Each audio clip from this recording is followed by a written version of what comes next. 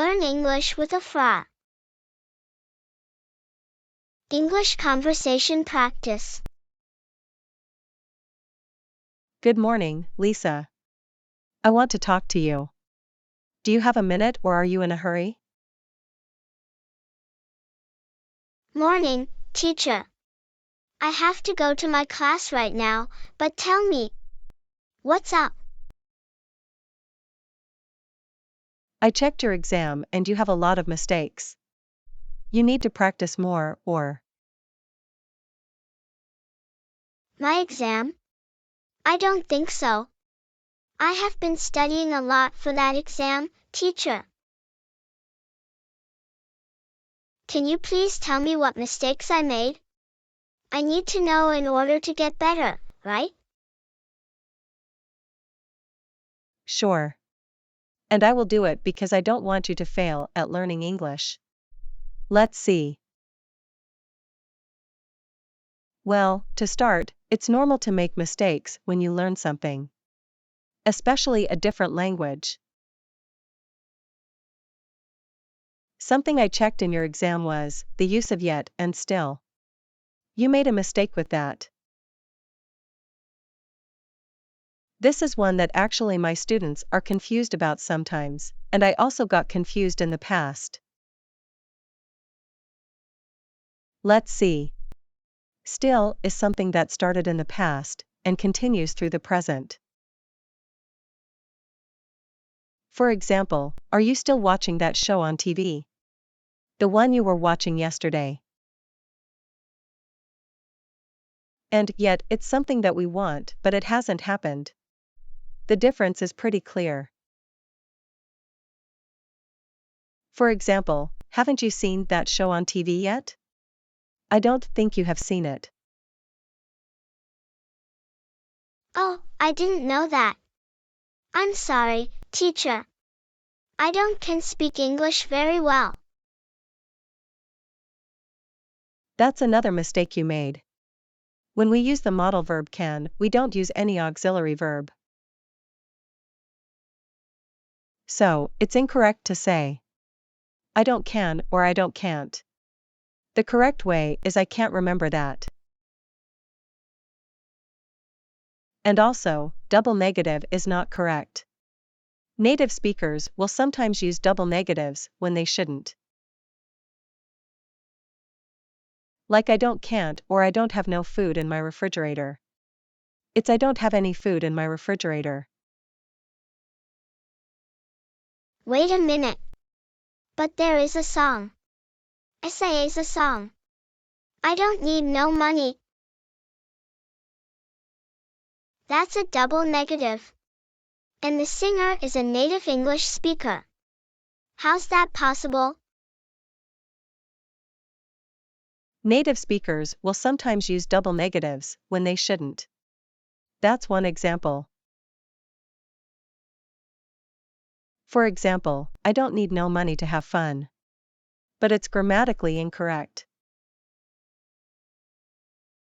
I still understand the meaning that you can have fun without having money, but the correct way to say it would be I don't need any money to have fun. You will listen a lot of mistakes from native speakers. But it doesn't mean that's the right way to talk. Still, you need to know those mistakes too. Oh, I understand that now. Well, you need to understand, teacher. I have never been in USA. And that's another mistake. When we're talking about traveling, we say to a place. Don't say, I've been in the US, say I've been to the US. If you ask someone a question, you would say, have you ever been to the USA? You're right, teacher. Can I ask you a question, please? I never understood something. The difference between in and into. I don't know when or how to use it. Should I say, I live into a city or I live in a city? I don't understand the difference. Oh, it's very common for students confused with that. I'm gonna explain it to you. Don't worry. We would use into if there is movement involved. For example, I am in the classroom. No movement. I am going into the classroom. There is movement, that's the difference. Often if you're using the verb going, it indicates movement, so you could use into because it suggests movement. And in your case, you would say, I live in a city. Because there's no movement. Oh, that's clear for me now. Thank you.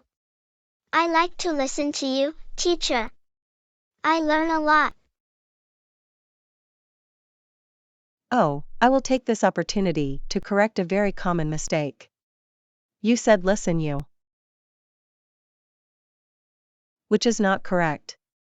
These verbs, look at, search for listen to. I often hear people forgetting, or not saying these three verbs that really need prepositions after them.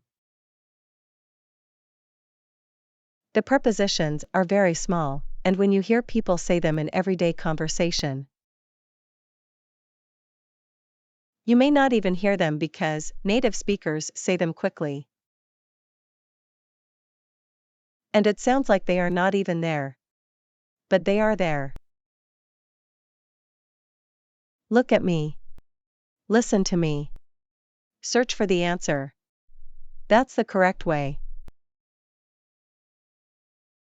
You can hear them, but in a sentence they become smaller and we say them very quickly.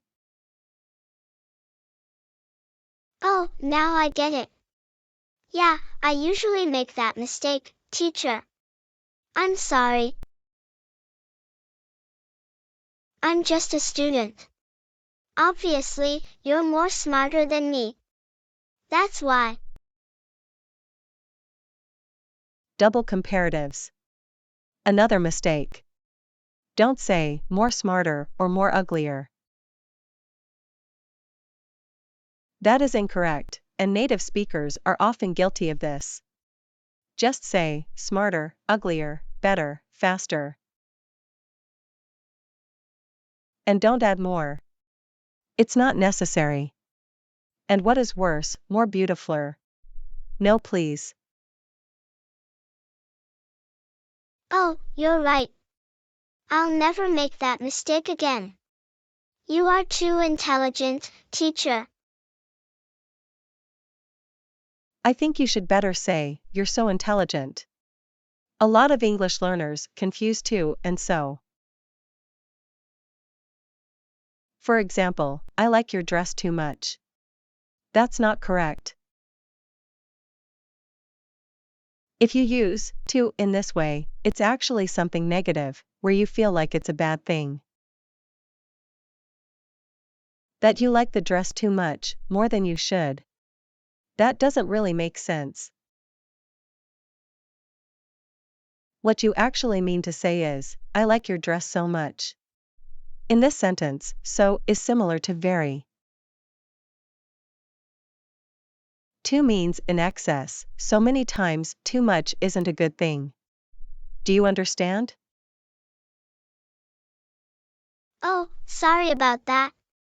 I have a friend that lives in England and he usually makes that mistake. You mean your friend who lives in England. If you're talking about people, use who. For example, I just texted my friend who is from France. Many people do say that. And to be honest, it's generally acceptable. But it's more correct to use who when you're talking about people. Well, I think and that was enough for today. Didn't you have a class? It's very late. Yes, but I want to stay here listening to you. Please keep correcting my mistakes. Okay, but maybe some other time. Only if our subscribers like this video. Sure, I'm sure they love it. They will let us know on the comments. I hope you liked this conversation. If you could improve your English a little more, please subscribe to the channel and share this video with a friend and if you want.